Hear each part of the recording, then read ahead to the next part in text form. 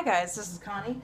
I'm going to do more Connie Reads Brian's Winter and try to knock out as much Connie Reads as possible before Mustachio gets home. So that may not actually. We'll see what happens. I believe we're on we already did chapter 7, so we did chapter 8. Okay, so we did do chapter 8. Here we go. Awesome. Okay, we are now on chapter 9. So here we go. Yay, thumbnail. He prepared for hunting by putting his hatchet and knife on his belt and one of the butane lighters in his pocket. He started to take the light bow, but thought that he might see something big and want to take a shot, so he took the war bow under the theory that he could shoot something small with the big bow, but he couldn't shoot a deer with the small bow. So he took the large bow and the new lance and 5 arrows with stone points and went hunting. At the start, he almost couldn't hunt. The woods were so beautiful, so changed. It was a whole different world that he walked slowly along and feasted his eyes on first one scene and then another. It should all be framed, he thought, framed in some way to take back. Take back. He hadn't thought that in a long while either. Pictures of home were fading, but if he could show this to his mother, he thought, just for her to see this.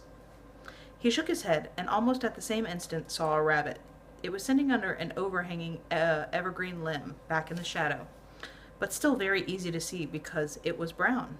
On its back there were several white spots, each about as large as a silver dollar. Brian had seen several rabbits with similar white spots and had thought they were some kind of fluke or mutation, but he guessed now that they actually changed color in the winter and became white so that they couldn't be so visible. Without it, Brian thought, they were dead meat. A week or so earlier, he had walked through and seen one rabbit in this area. Now he took 20 steps and saw 7, all at varying ranges, none close enough to shoot, all standing out like sore thumbs because they were brown against the white snow. He moved easily, slowly, waiting for a close shot. When it came, a rabbit not more than 20 feet away. He shot carefully and only missed by a hair, actually cutting the fur along the top of the rabbit's shoulders. The rabbit dodged left, then right, and vanished in the underbrush, and Brian went forward to get his arrow. At first he couldn't find it. He'd seen it fly, had seen exactly where it went into the snow. There was a hole making the arrow's entry, but it wasn't there.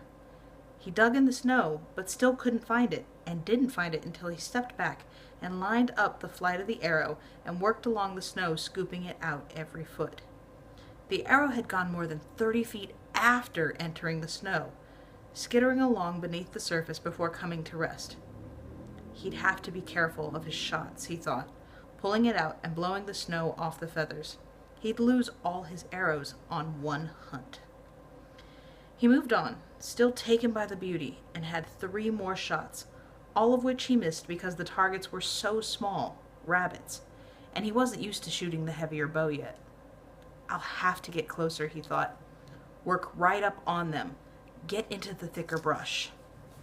He slowed his pace even more and moved into a large strand of brambles and thick young evergreens packed so closely he couldn't see more than 10 feet, and that only by crouching down and looking along the ground. It was hard going. Every limb pulled at the bow, and he had to be careful not to wreck the feathers on the arrows as he moved. There were rabbits everywhere. The snow was covered with their tracks, and he had moved nearly 50 yards into the thick brush when the sound of a breaking limb stopped him cold. Rabbits and fullbirds did not break limbs when they moved. Deer broke limbs. Bear broke limbs. Almost simultaneously, he saw different tracks in the snow in front of him. Big tracks. Huge tracks. The hair went up on his neck. They were big enough for Bear, and what he really didn't want to do in his life was to meet a bear in thick brush, especially if it was a bear that had a memory of a bad night with a skunk. When he had leaned down to study the tracks, he saw that they had a cloven hoof, much like those left by the deer, but larger. Much larger. Moose, He knew instantly. He had seen moose several times since he had been attacked last summer. Once he had seen a bull with a rack so large that Brian easily could have fit between the antlers. The rest had been cows. They were all unbelievably big, and after he'd been attacked by the cow along the lake, he'd given them a wide berth. When they got angry, it was like having a Buick mad at you. But, he thought, just at first, but what? But the moose are smaller now. But I'm tougher now? He shook his head, pushed the thoughts away, the sneaky thoughts, the ones that said he was hunting meat for food. Moose were made out of meat.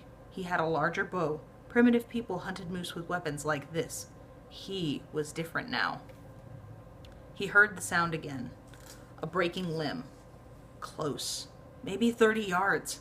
And he crouched down and looked along the snow as he had for rabbits. There, a brown leg, moving, then another. Like small trees they were, suddenly moving small trees. He held his breath and crouched, watching. He could not see more of the moose, just the legs. And as he watched, they moved off to the left a bit, hesitated, then turned left again, and started moving slowly, directly at him. Ah, he thought, there it is. Like it or not, I am about to hunt moose. His stomach tightened, and he stood and quickly glanced at his position. The brush was too thick for him to run, even if he had wanted to. And the truth was, he didn't want to. He was different. He did have better weapons, and there was a lot of meat on a moose. No room, he thought, to maneuver or to shoot. He moved his head to the right, and all he could see was thick brush. Then to the left, and it was the same. No, there, a small opening, not 4 feet across and about 4 feet off the ground, almost a tunnel through the brush. If it all worked right, all worked exactly right, he might be able to get a shot. He moved to the left and stood facing the opening, leaned the killing lance against a nearby bush, held the bow up, with the top tipped slightly to the right to keep it out of the brush, and put his best arrow on the string ready to draw, and waited. And waited. Time seemed to stop. Somewhere to his left, he heard the soft sound of a bird's wings, then the scratchy sound of a chickadee. Brush cracked directly in front of him, but he could see nothing. Another bird flew past. He aged, waiting, and now he heard the moose stepping, its hooves shushing and shushing in the snow. And another breaking branch, and then a line. A curved line as the side of the moose's front end came into view in the tunnel. Brian tensed, his fingers tightening on the string. The edge of the shoulder moved slowly, ever so slowly to the left, bringing more and more of the moose's chest into view.